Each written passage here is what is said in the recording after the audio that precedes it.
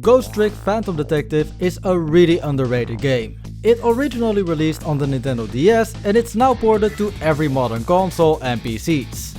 Around the release of that port, another YouTuber named It's Your Pal Jacob made a video recommending the game, and since I had already heard some good things about it in the past, I picked it up and loved it a lot. It's an amazing game that doesn't get a lot of attention since it didn't get a lot of marketing and because it's not part of a big franchise.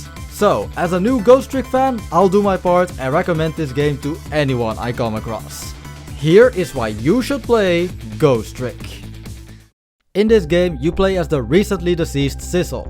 As a ghost, he doesn't remember anything from before he died. But when he sees a woman is about to get murdered too, Sissel discovers he has special ghost powers. He has the ability to rewind time up to 4 minutes before someone's death and can then try to prevent it. That's where the gameplay comes in. As a ghost, you can only move around by possessing different objects. While you're possessing an item, you can also manipulate it. You can, for example, open a door, make a bell ring, or pull a lever down. While you're reliving the last 4 minutes of someone's life, you can change people's fate by using the right abilities at the right time. It's an incredibly cool idea, and it's executed really well too. The solutions to these puzzles aren't exactly obvious. It's very unlikely that you'll solve them on your first try. You really need to get familiar with your environments and then slowly figure out how you can use every object to get closer to your goal. Sometimes there are even parts where you need to react to an event that only happens once in those 4 minutes. It definitely makes you think, but I still wouldn't call Ghost Trick a hard video game. It's actually very forgiving. You can relive these 4 minutes as many times as you want, whenever you want, and the game does give you checkpoints when you're on the right track.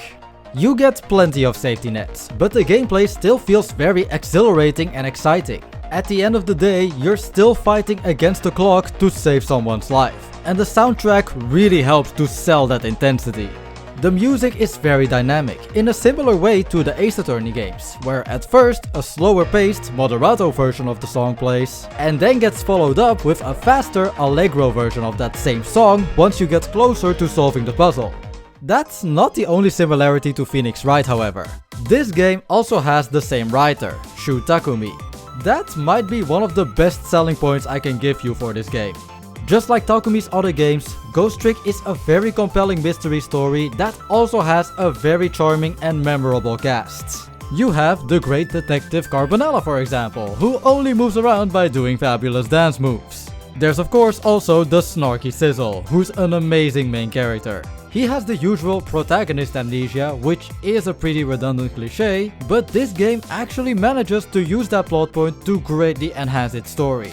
But more on that later. Another thing Ghost Trick has in common with Ace Attorney is that it can have hysterical dialogue. Every single character, even the NPCs, have at least one meme-worthy line that can get a good laugh out of you. I also just want to take a moment to say that one of the side characters is a dog named Missile, and he's the best character in the game. Before I played Ghost Trick, one of the few things I heard about it was that Missile was one of the best dogs ever put in a video game, and yeah, it's true. Everything about this doggo is just fantastic. He unfortunately gets killed in one of the earlier chapters, but when he regains his consciousness again, his first concern is the safety of his owner. That's just way too precious. He's super energetic and a bit childlike, but he's also surprisingly helpful multiple times in the game, and I couldn't be happier about it.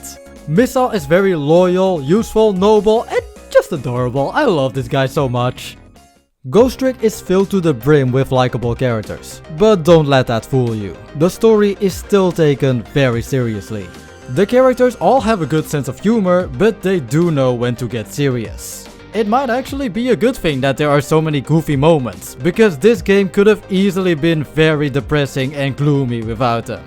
Death obviously plays an important role in this game. Not only is the gameplay all about preventing murders for one, but most of the major characters are also motivated by some deaths that happened in the past. I really want to keep this video as spoiler free as I can, but to give you a rough idea of what you're in for, I'll just say this. It's not like this adventure will leave you traumatized or depressed after beating it. At least it didn't for me. But nonetheless, the story was still engaging, charming, and heartfelt from beginning to end. So, is Ghost Trick a perfect game? No, but I don't think any game is. Ghost Trick is still an underrated gem, but I also don't want to give anyone unrealistic expectations. Like with any game, Ghost Trick has a few flaws that I want to address. The biggest problem I had with this game is that you can't fast forward any of the animations, which you can do with any text that you've already seen. You often get more than enough time to figure out which object you need to possess and how to get there. The problem is that sometimes you have to spend a lot of time just waiting, especially if you messed up a later step and have to do it a second time after you already know the solution. I also heard some people say that some parts of the story are a bit underwhelming, and honestly, I kind of get it. Like, most chapters in this game don't even have Missile in it. I just don't get it. You make a perfect being like Missile, you put him in an early chapter, and then you don't make him come back until 5 hours later? How can you expect me to enjoy a game without Missile? But seriously though, there's one final thing that might be an issue for some people, and that's the pricing. It costs $30 while the game is around 10 hours long. Ghost Trick does make the most out of its runtime. It never felt like it dragged on or was trying to squeeze more game time out. I had a great time with it, but depending on who you ask, a 10-hour game might not be worth that amount of money, no matter how good it is.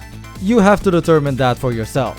I just know that there are Nintendo games out there that cost more while having a similar or an even shorter playtime. I personally do not regret buying Ghost Trick.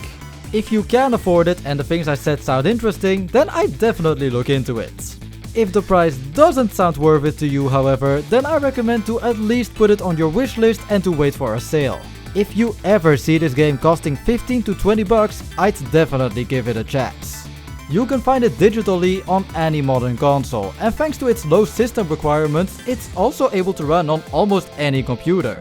There's even a demo where you can try out the first chapter of the game, so if you're still on the fence of buying it, I'd definitely give that a shot.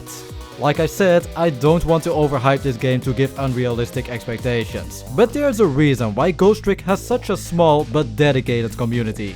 It had me hooked with its amazing characters, compelling story, unique gameplay, and some great songs from its soundtrack.